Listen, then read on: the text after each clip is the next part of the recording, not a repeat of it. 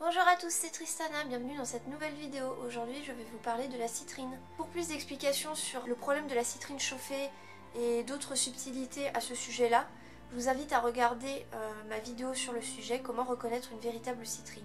Dans cette vidéo je vais vous expliquer les propriétés de la citrine d'un point de vue objectif et d'un point de vue un peu plus subjectif aussi, et enfin comment elle se recharge et se purifie.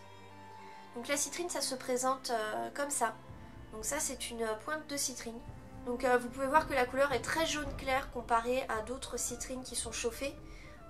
Les citrines chauffées souvent n'ont pas cette couleur jaune clair comme ça.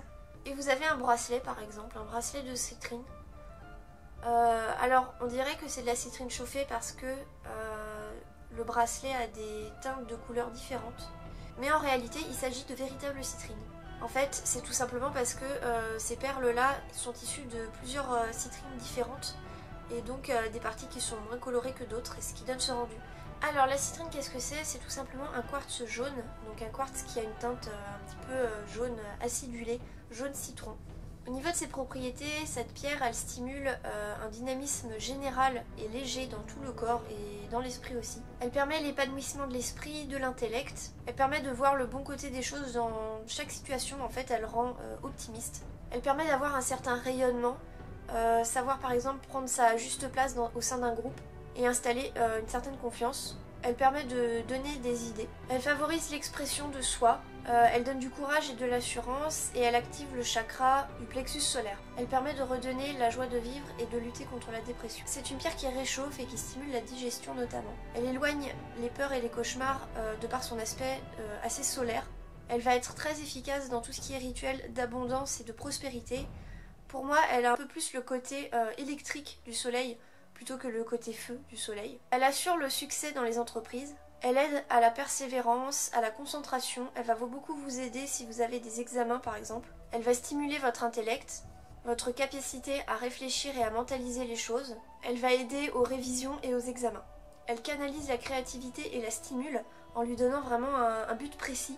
Elle va permettre à la créativité de s'exprimer dans le monde réel et de vous donner envie surtout de l'exprimer dans le monde. C'est vraiment un cristal qui génère une énergie positive et régénératrice et tonifiante aussi.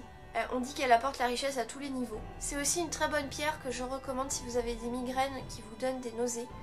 Donc cette pierre pour moi c'est vraiment une pierre très intéressante à utiliser quand vous avez besoin de faire un exercice mental. Enfin tout ce qui demande de la concentration et tout ce qui demande un travail intellectuel.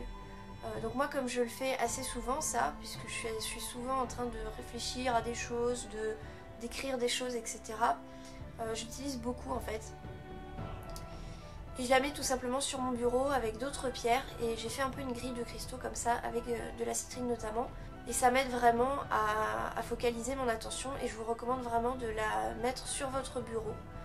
C'est vraiment le meilleur endroit où elle peut être parce qu'elle va vous aider tout simplement lorsque vous ferez tout travail mental. Je ne l'ai pas utilisée dans le cadre de rituels de prospérité ou ce genre de choses, mais je pense qu'elle peut être d'une grande aide parce qu'elle symbolise vraiment le soleil.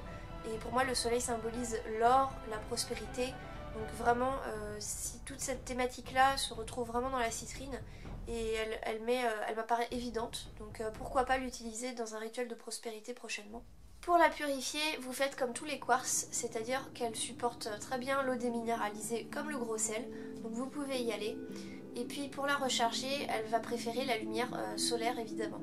Donc voilà, c'est tout ce que j'avais à dire sur cette pierre, j'espère que cette vidéo vous aura plu. N'hésitez pas à laisser un commentaire pour me donner votre avis, à aimer la vidéo, à la partager et à vous abonner si ce n'est pas déjà fait pour de prochaines vidéos. Et je vous dis à bientôt sur la chaîne pour de prochaines vidéos.